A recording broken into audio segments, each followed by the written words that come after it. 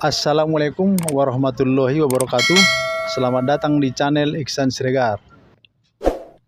Sungguh orang-orang yang beriman dan mengerjakan kebajikan, kelak yang Maha Pengasih akan menanamkan rasa kasih sayang. Ini adalah janji Allah Subhanahu wa Ta'ala. Jika seseorang beriman, maka orang tersebut akan semakin penuh kasih sayang, akan semakin baik budi pekertinya. Orang-orang yang masuk ke agama Islam, jika dia beriman dan melaksanakan sholat, melaksanakan puasa, zakat apabila memang dia sudah wajib untuk itu, dan perintah lainnya, dia akan semakin baik budi pekertinya.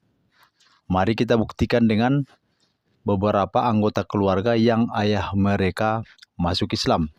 Apakah ada perubahan budi pekerti? Putri saya pertama, selama ini dia ngurusin sesuatu kegiatan sosial saya, terus dia urus pojok halal dan dia urus usaha saya. Dia presiden direktur PT Pojok Halal dan juga presiden direktur Citra Marga Nusantara Pesada, dan hari ini dia mengucapkan 2 kalimat syahadat, dan ini sesuatu hadiah yang luar biasa buat saya dan tidak bisa dinilai dengan uang. Jadi saya bahagia dan doakan semoga dia menjadi muslimah yang baik dan terus berjuang untuk mengharumkan nama Islam seperti yang saya lakukan. Amin. Apa yang membuat Mbak Fitria Yusuf memilih agama Islam? Padahal di agama Islam ini adalah banyak perintah berat dibanding agama yang terdahulu, dibanding agama-agama yang lain di luar sana.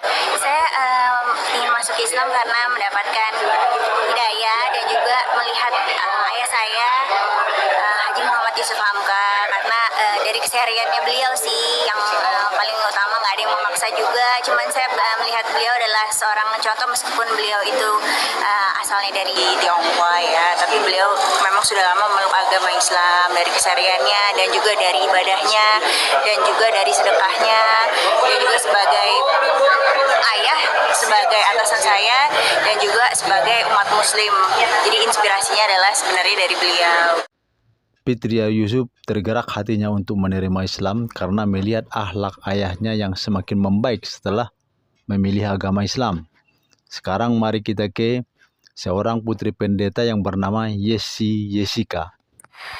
Pada waktu itu papa saya memang sering sekali mengkristenkan orang-orang. Sudah banyak ya mas, ada banyak sekali. Ayah Jessica memutuskan untuk menjadi mualaf, meninggalkan agama Kristen yang dianutnya. Akhirnya beliau memutuskan pada waktu itu tahun 1993 untuk memeluk agama Islam. Setelah mualaf masuk Islam, ayah Jessica semakin membaik. Itu menurut penuturan Jessica, putrinya sendiri. Ini yang membuat Jessica kemudian tertarik kepada agama Islam. Pada waktu itu saya masih umur sekitar 7 tahun ya, seperti itu. Jadi dengan kakak saya melihat kok papa saya sangat berbeda gitu ketika beliau memeluk agama Islam.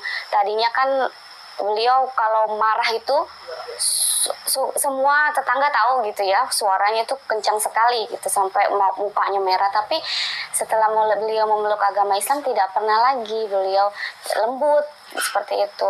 Sampai pada waktu itu satu ketika orang gereja datang untuk istilahnya mengembalikan papa saya ya, untuk memeluk mengembalikan lagi gitu. Jadi mereka datang ke rumah, ada beberapa orang yang datang ke rumah, terus beliau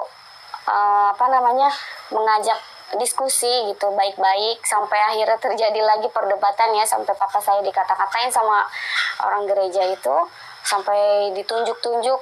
Tapi papa saya cuma diam, tidak yang banyak bicara, terus tidak yang marah-marah seperti sebelumnya. Kalau dulu kan, kalau sebelum masuk Islam, papa saya kalau bicara sama orang kan sangat frontal ya, terus keras banget. Terus kalau dia ada orang yang nunjuk sedikit aja ke arah beliau, itu beliau nggak bisa langsung naik pitam seperti itu. Seseorang yang masuk ke agama Islam, dia harus taat kepada aturan-aturan Islam. Di agama Islam ada banyak aturan yang harus dilaksanakan. seperti tentang ibadah sholat. Sholat ini diwajibkan bagi seorang muslim 5 kali sehari semalam. Itu wajib, harus dilaksanakan. Sholat ini membersihkan kolbu seorang muslim, dan sholat juga berfungsi untuk mencegah perbuatan keji dan munkar, menghancurkan sifat-sifat hati yang busuk, dan mencegah perbuatan-perbuatan maksiat dari raga. Dalam Islam, tidak semua makanan bisa dimakan. Ada beberapa makanan yang diharamkan, seperti daging babi, darah, binatang yang disembelih dengan tidak menyebut nama Allah, kemudian binatang buas, dan binatang-binatang yang menjijikkan. Itu haram dimakan, tidak boleh dimakan. Meminum minuman keras tidak boleh, itu diharamkan. Berjudi juga haram. Memakan riba juga haram. Diharamkan juga memakan harta dengan cara yang batil, seperti korupsi, mencuri, merampok, merampas, copet, dan lain sebagainya. Itu juga diharamkan. Kemudian tidak boleh mendekati zina. Apa yang mendekati zina? Seperti baca-bacaan porno, tayangan-tayangan porno, film-film porno, terus tarian-tarian eksotis. Itu tidak dibolehkan dalam Islam. Mendekati zina juga tidak dibolehkan, apalagi berzina. Itu sangat tidak dibolehkan. Haram hukumnya. Jadi apabila seseorang berzina, maka dia dicambuk 100 kali bagi yang belum berkawin. Kalau sudah menikah, dia masih melaksanakan zina, dia dirajam sampai mati. Itulah yang membuat banyak perubahan apabila seseorang masuk ke dalam agama Islam. Karena ada sholat 5 kali sehari semalam yang berfungsi untuk menghubungkan kita dengan Allah Subhanahu wa Ta'ala, dan berfungsi juga untuk mencegah perbuatan keji dan munkar. Kemudian banyak makanan-makanan yang tidak boleh dimakan, dan perbuatan-perbuatan yang tidak boleh dilakukan. Nah, ini yang membuat orang yang sudah masuk ke dalam agama Islam menjadi lebih baik akhlaknya. Karena dia dari agama sebelumnya tidak begitu ketat melarang perbuatan-perbuatan keji dan munkar, sementara dia masuk ke agama Islam, perbuatan-perbuatan keji dan munkar itu tidak dibolehkan, dilarang keras. Terima kasih sahabat-sahabat telah menyaksikan channel ini. Saya cukupkan sampai di sini. Semoga bermanfaat. Sampai ketemu di topik berikutnya. Assalamualaikum warahmatullahi wabarakatuh.